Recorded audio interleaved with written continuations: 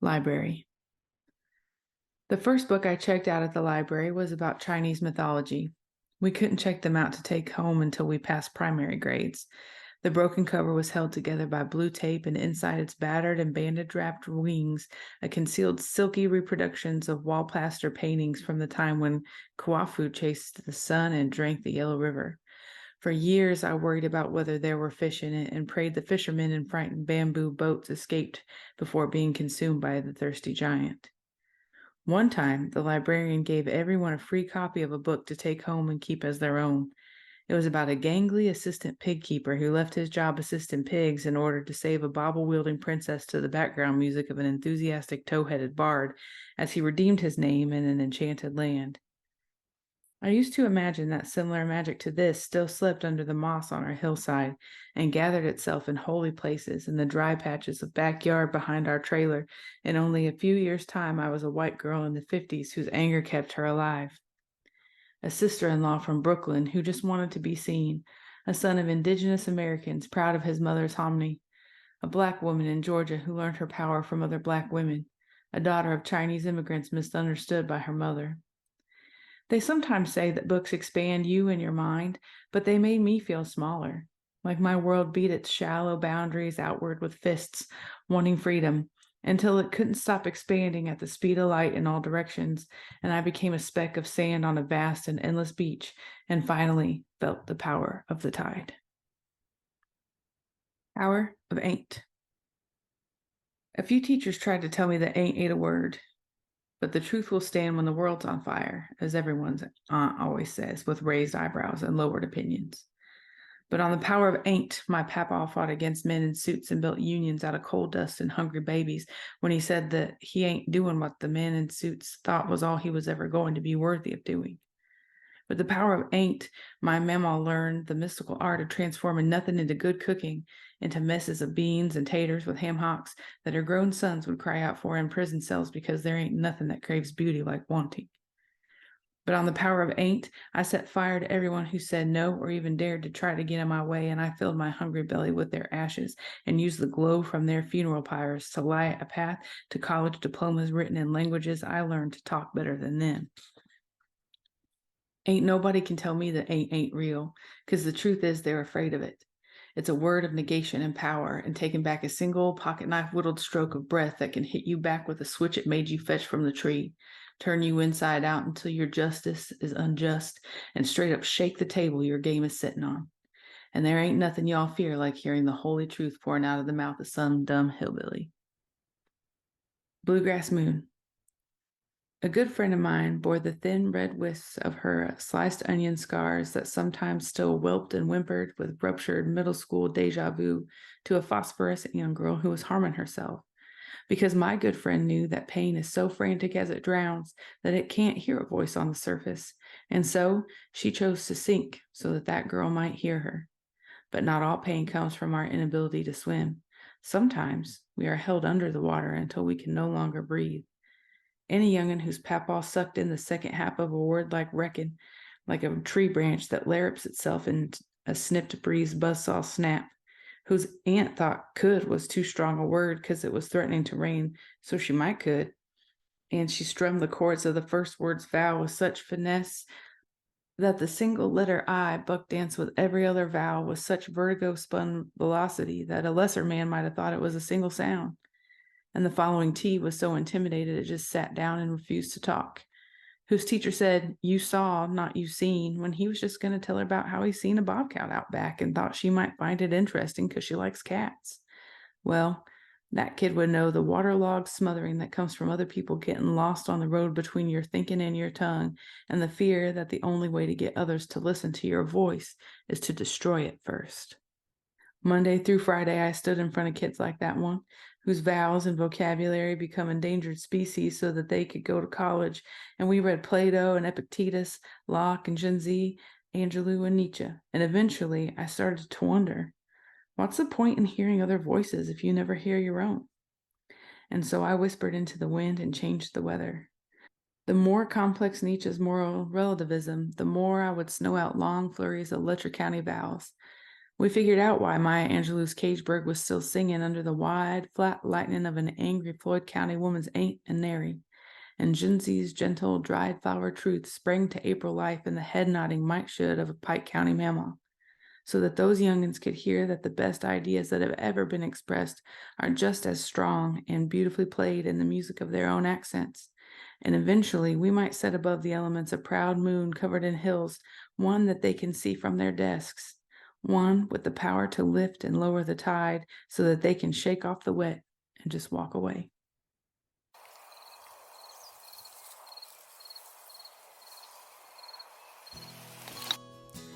Hello, and welcome back to another episode of Reading Rule, y'all, where we talk all things rural YA literature and to the writers who write it. I'm Dr. Chea Parton, your host, and I'm so excited for this month's book talk and author talk. I can't hardly stand it because this month we are featuring Willie Edward Taylor Carver Jr.'s Gay Poems for Red States. It's an amazing collection, and I'm so excited to talk to you about it. Today I am coming to you from a very hot central Indiana day. I'm ready for fall. I guess the weather hasn't gotten the memo that Starbucks already has the pumpkin spice latte back, and we're in like second summer, third summer, I don't know, but I'm ready for fall. So I hope it comes soon. My second child broke another pair of my glasses. So again, I'm using my backup pair, which is a little unsettling. They don't fit me the way that I'd like them to. Kind of give me a headache, but hey, you know, we push on. So here we are. And I'm so excited to talk to you about Gay Poems for Red States because it's amazing. The cover is incredible. You can kind of see it here behind me. The poetry gave me goosebumps. It made me laugh. It left me crying. And I related to various, though not all, aspects of Carver's poetry, which I think is one of the most beautiful things about books that are mirrors, because sometimes they don't show you reflection 100%. And so you can still learn things.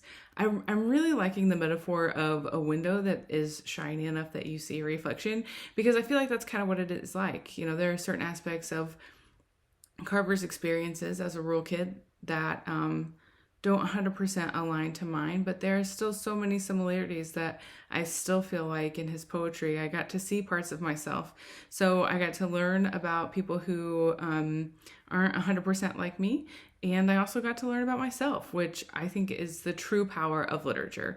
So if you don't have a copy of this collection, I highly, highly recommend that you get it. It's so good. I didn't want to do anything else except for read this book. So it's one of those. So you should get it. Funny story, I originally got in touch with Carver because I had heard his interview with Kinder Winchester on the Read Appalachia podcast. Link to that in the show notes and description. It's an amazing podcast. If you haven't listened to an episode, you should remedy that immediately. Kendra is amazing.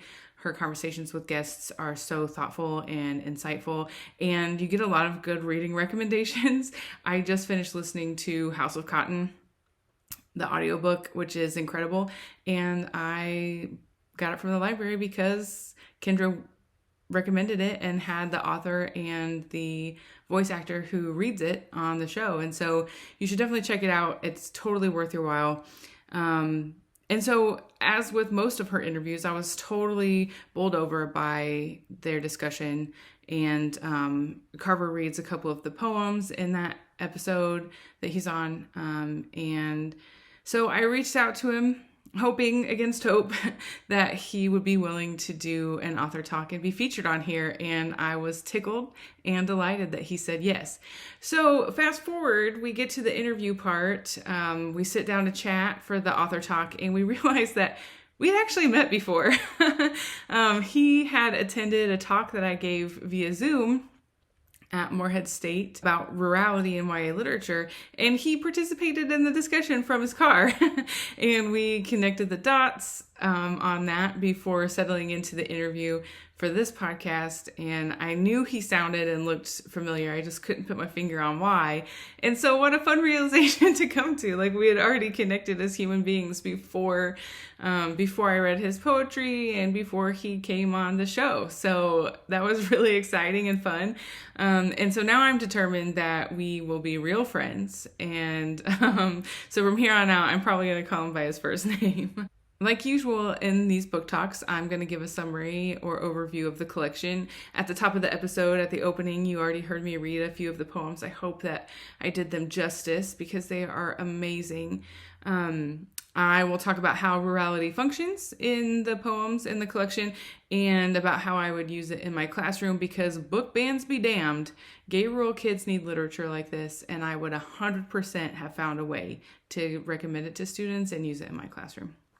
And I'll talk a little bit more about how I would have done that in a trickier situation than really what I was in as a teacher in my rural school, for those of y'all out there who are experiencing censorship or fear of maybe losing your jobs because of the literature that you want to share in your class. So here's an overview of the collection. So Gay Poems for Red States contains about 40 poems of various topics. Willie has talked elsewhere about how this collection was really a way for him to make space for his younger self to speak and to process the experiences he had coming up gay and working class in rural Appalachia.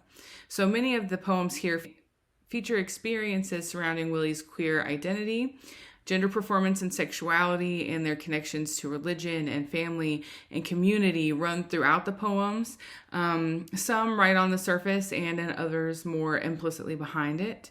I do want to say, though, that for those of y'all who don't feel you can be quite as cavalier about book banning as I am, I have that privilege since I'm not currently in a classroom. In a secondary classroom anyway. I'm definitely putting this book on my syllabus for my multicultural ed class. You better believe that's true.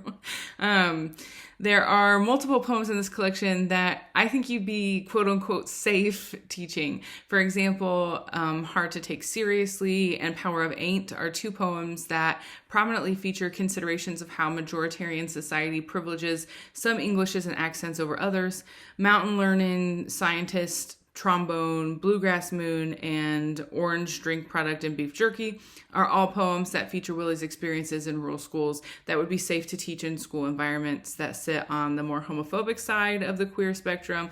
So even if you have the unfortunate circumstance of teaching in an inhospitable place like that, I still recommend that you get a copy, because there is still material here that you could work with and not feel like you're going to get fired. So check it out. I promise you won't be sorry.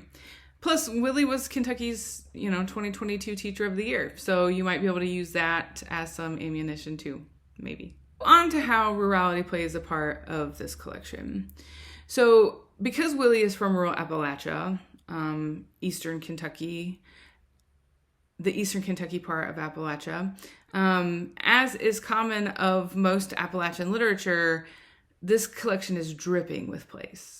Appalachian literature always has a really strong sense of place and imagery and references to the land and to the atmosphere, topography. All of those things are typically present in Appalachian literature, and Willie's collection is no different.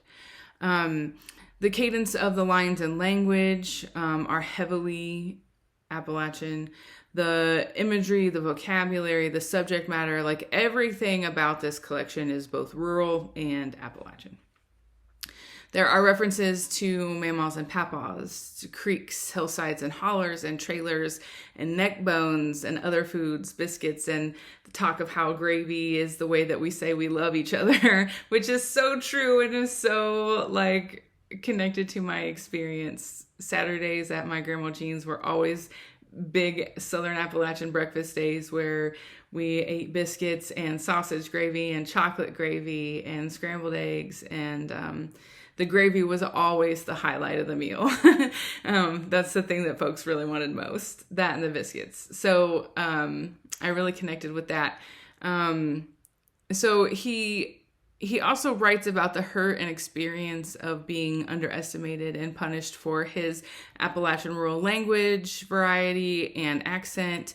The Power of Ain't and Bluegrass Moon are my favorite poems for that, and I think will go really, really nicely in my linguistic justice week in my multicultural ed class. So I'm looking forward to adding those there. Lines like, before I speak, I already don't care what score I get because the first judge mocked how I talked. I don't think she was qualified to judge me. Even just those lines, I mean, the whole poem is amazing, but those lines in particular invite students to think about language critically and to think about how language is connected to power and how it gives some folks more power than others in certain situations. And then lines like, ain't nobody can tell me that ain't real, because the truth is they're afraid of it. It's a word of negation and power, and taking back a single pocket knife whittled stroke of breath that can hit you back with the switch it made you fetch from the tree, turn you inside out until your justice is unjust, and straight up shake the table your game is sitting on. And there ain't nothing y'all fear like hearing the holy truth pouring out of the mouth of some dumb hillbilly. Like, I mean, come on. Like, wow. So much there. There's so much there to dig into with students, and I wish I would have had this to share with my rural students. And then lines like, well, that kid would know the waterlogged smothering that comes from other people getting lost on the road between your thinking and your tongue, and the fear that the only way to get the other to listen to your voice is to destroy it first. I mean, I've talked about this very thing in this podcast, in my work in scholarship. I have talked about this, about how I felt like I had to unlearn my primary discourse in order to be successful in school, mostly because I was corrected by my English teachers for saying things like ain't, and for using double negatives and things that are just common in rural language varieties, including in rural Appalachian English. And so, like, I mean, there's so much power here for rural young folks. There is both criticism and appreciation. And one of the things that I love most about this collection is that Willie doesn't shy away from the hard things. He does what most rural folks do and treats them sometimes seriously, but sometimes with a bit of gallows humor. And it's clear that he doesn't hate where he comes from, but through these poems acknowledges that you can still love your place even as you stare at its blemishes. You can still appreciate where you've come from and defend it against outside hostilities, even if it's been hostile to you. So I think Silas House does something very similar. Like, a lot of Appalachian writers are very good at this, and Willie is very, very good at this. And I think that that's one of the things that I wish I would have talked about with my rural students, and I wish someone would have talked about with me. Like, it's okay to appreciate where you've come from, even if it ain't perfect. It's okay to appreciate who you've come from, even if they ain't perfect. And I wish I would have had that opportunity. I mean, I had so many students who came into my classroom expecting to be corrected, and students who would correct me when I would code mesh and use things like ain't, or double negatives. They would mock my double negative and then say things like, ain't you supposed to be the English teacher? Even my mama has corrected me or said, I think I was talking to her on the phone about how I didn't have no shortening. And I wanted to make cookies, so I had to make sugar cookies because I had butter, but I didn't have no shortening. And she was like, you didn't have no shortening? Like, aren't you supposed to be an English teacher? And I'm like, yes, and I understand that there are different types of Englishes. And right now I'm talking to you, and so I'm using the language that I grew up with, and that's fine. That's okay, and it's good. So I think that teaching these poems would give students an opportunity to do these things, to dig into how they feel about their language, how the world positions their language, and how their language has power in particular places. Mainstream middle class white English isn't always the most powerful language variety. It just depends on where you are, who you're with. And I think that that's really important, and it's something that we don't talk about with students, and it's something that we should talk about with students. I think that all rural kids need the opportunity to think about how language wields power and how places can be complicated and complex, and so can people and communities. And we have to continue to think about and figure out how to deal with that, how to move forward, how to become people who are more inclusive toward others, and to create a more equitable society everywhere, including in our small rural towns and communities, and think about what that might look like. And so I think that these poems could help us do that. And so, again, I would highly recommend using, if not the whole collection, at least some of these poems in your rural classroom, because my goodness, they offer such a wealth of opportunity to do such important and sophisticated critical thinking about place and identity and what that means and what it looks like. Because this whole collection really is a way for Willie to process who he is because of where he's come from, and how the experiences of being from that place and being in other places that don't understand his place and don't understand his language have affected him and sort of brought him to who he is and where he is today. And I think students deserve that opportunity to think about that too. So the way I would use this collection in my class is really tied to that. It's super tied to that. So firstly, I cannot express to you how much I wish I was still in my rural classroom so I could teach Willie's poetry. I can think of a handful of students right off the bat that I think would benefit from the language poems especially. And then I had so many students, I've talked about this before, so many queer students who didn't come out until after they had left the school. I mean, we did have some out students. And I tried to make my classroom a safe space for them, but I didn't make my curriculum one that reflected their rural queer experiences. And so I wish I would have had access to literature that would allow me to do that. And this is one of those books I wish I could have shared with them. So Willie's poetry is absolutely brilliant. The images are so vibrant, and each word is carefully weighed, and each line break thoughtfully placed. Like, it is, not only is the content amazing in terms of making it part of your curriculum, but also the craft. So every year in each of my English classes, we did a poetry project where students would read and write poetry. And I carefully curated collections of poems that would rise up into a kind of text flood where students could read and talk about poems that interested them, even if they ended up not liking or in some cases hated them. Like, I would rather them have some kind of visceral reaction than just be lukewarm about it, you know? But I would allow them to pick and choose poems that they found interesting, and I taught this under the auspices of learning literary devices.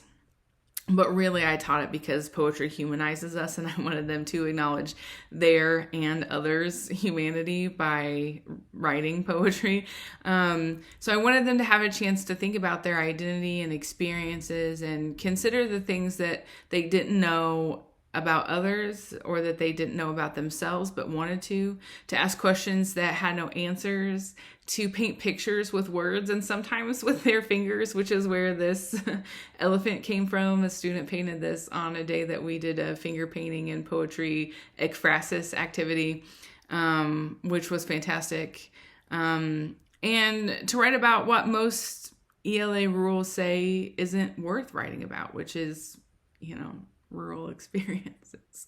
And so many of the poems from this collection would join that flood, and I would use the poems that featured prominent connections to place to teach imagery and to invite students to think about how rurality shapes our experiences in the world and how those experiences shape who we are.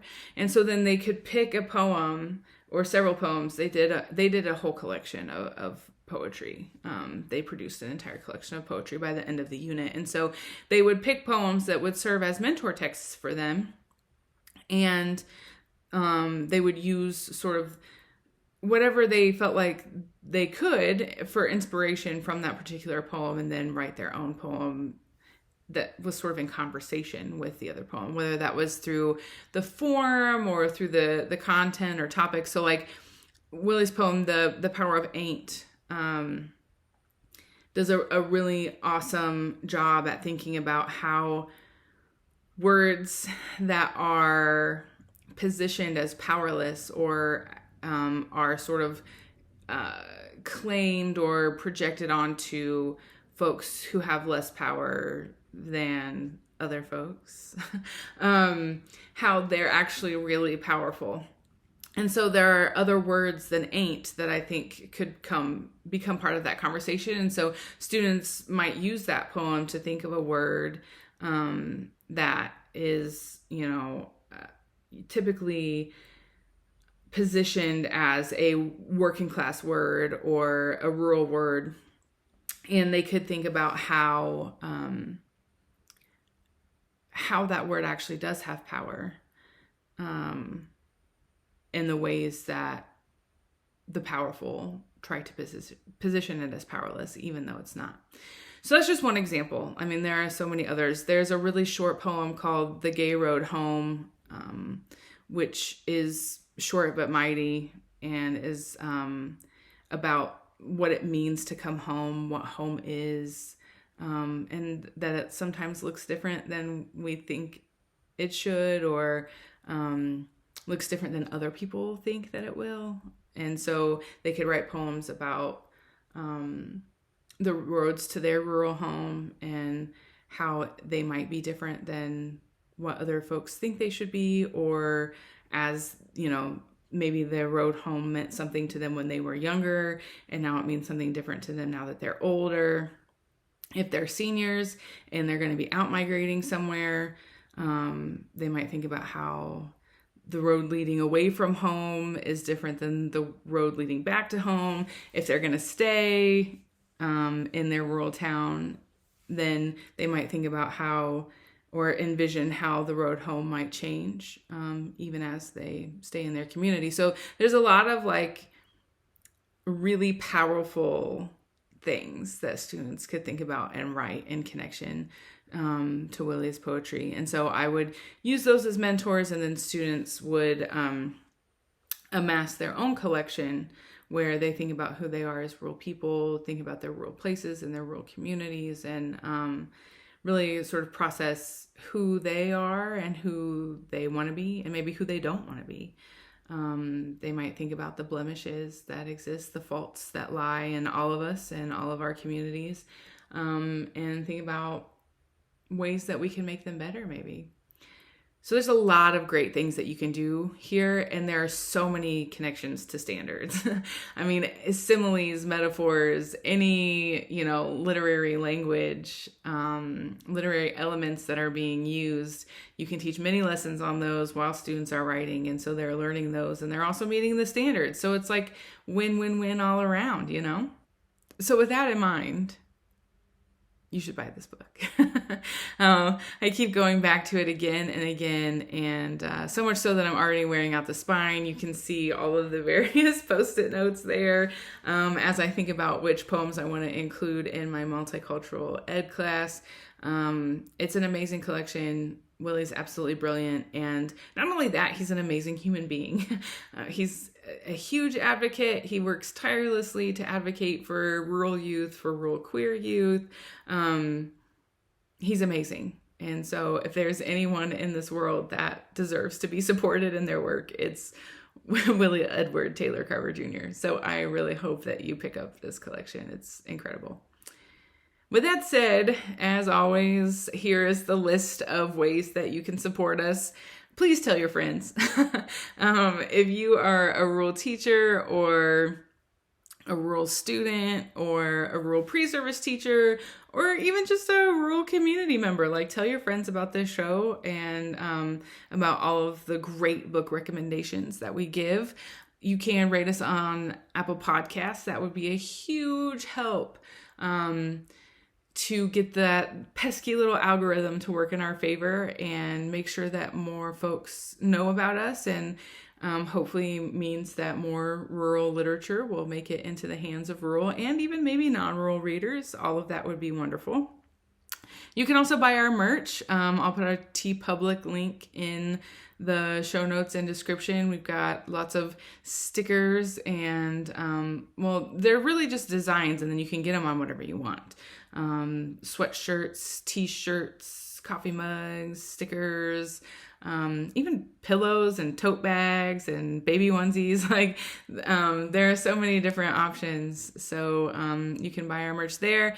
And then you can also buy the books that we recommend using our affiliate link with bookshop.org. They do so much for independent booksellers. And so we would like for you all to support them and also help us in the process. So if you could do any of those things, we'd be mighty obliged, and we're grateful for doing what you can. And we hope you'll stay tuned. Next up is my interview with the man himself, Willie Edward Taylor Carver Jr. It's such a fun conversation. He is just a big ball of enthusiasm and energy, and I am also a big ball of enthusiasm and energy, and so we had a lot of fun. And I hope you'll join us so that you can have a lot of fun too. And after that will be a series of book and author talks that feature this year's Whippoorwill Book Award winners. So make sure that you also stay tuned for that. I'm excited about all the things to come. So y'all come back now, would ya?